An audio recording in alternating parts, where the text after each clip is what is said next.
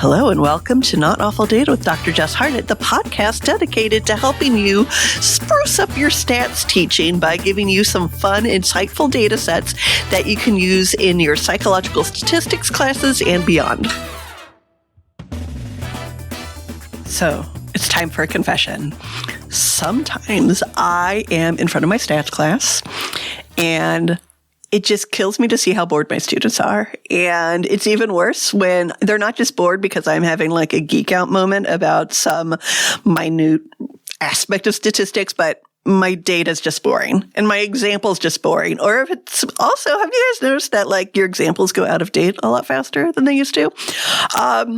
So what do I want to do with this podcast? I want you to avoid those situations. How? I'm going to give you simple, straightforward data sets. Some are more psyche than others that you can use in your class. Insert easily into your class in your pre-existing pedagogy, your pre-existing materials, so that you can spice up your class a little bit more. And what's one of my pet peeves? That psych classes aren't going back to the data and the research fundamentals enough. So this gives you the opportunity to play around with some data sets that are indeed not awful or boring since they were originally featured on my blog. So with this podcast, I'm just giving you quick bite-sized recommendations of fun data sets that you can use in class. First of these will be horror movie data. So moneysupermarket.com is a broadband provider out of the UK. And what did they do? They performed the Science of Scare study. And what does the Science of Scare study do? Every year, they include 25 new movies in their database.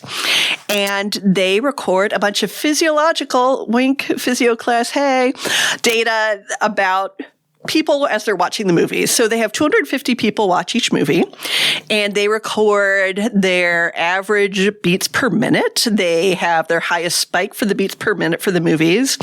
Also, interestingly, they do how much variation there is in the heartbeat. So why do they do that? Because early criticism of the study was if you just look at the highest spike, you're going to give lots of points to movies that have lots of jump scares. Meanwhile, an heart rate variation, if that is low, that means that you are feeling a lot of angst and anxiety for a long time. So that's what they use, those two data points, in order to come up with their scare score, which is an overall rating of how scary the movie was. So in addition to this data, I included Rotten Tomato data rating. I should say my RA Caesar included that, added that. Thank you, Caesar. The year of release. And I also added whether or not the movie has a sequel and whether or not the movie is a sequel. Sequel used broadly. The third or fourth part of a movie would also be considered a sequel. So here's the data. It's sort of interesting. It's updated every year. It's not going to get out of date. They do have classics, like what did I see on there? Nightmare on Elm Street, but they also have very new movies like Smile and Skinamarink. So how can you use this data? One of the big ideas you could look at, well, in addition to the fact that this is just physiology, psych phys, right? How do our emotions influence our body functioning, right? They make our heartbeat race. These horror movies do. But you can also look at a bigger question of operationalization of variables. So they're trying to figure out via the Science of Scare score a rating that is based purely on heartbeats. But is that the all-encompassing measure of a horror movie? Well, if you run a correlation between the Rotten Tomato score and the scare score that was created by these researchers, it's not significant and it has a very, very, very small R value.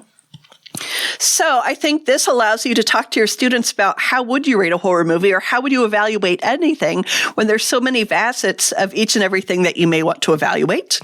Also, with the data that I provided, if you're in a stats class, you can run that correlation yourself. You can also do lots of t-tests with the data that I provided, looking at whether or not the movie is a sequel or has a sequel.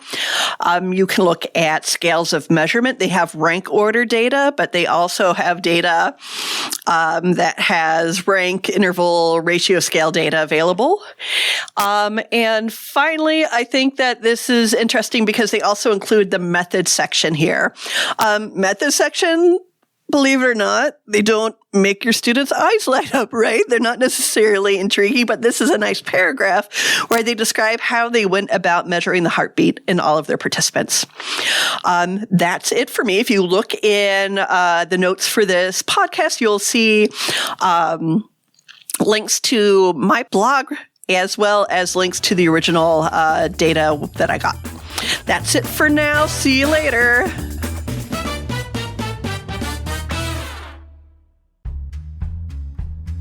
Want more Not Awful data? Well, good news.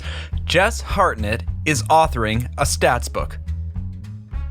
Coming this December, Psychological Statistics for Everyone is chock full of fun, real-world examples like the one you just heard. You can order your instructor exam copy at siegel.wwnorton.com/psych sessions not awful data. That's all lowercase, all one word.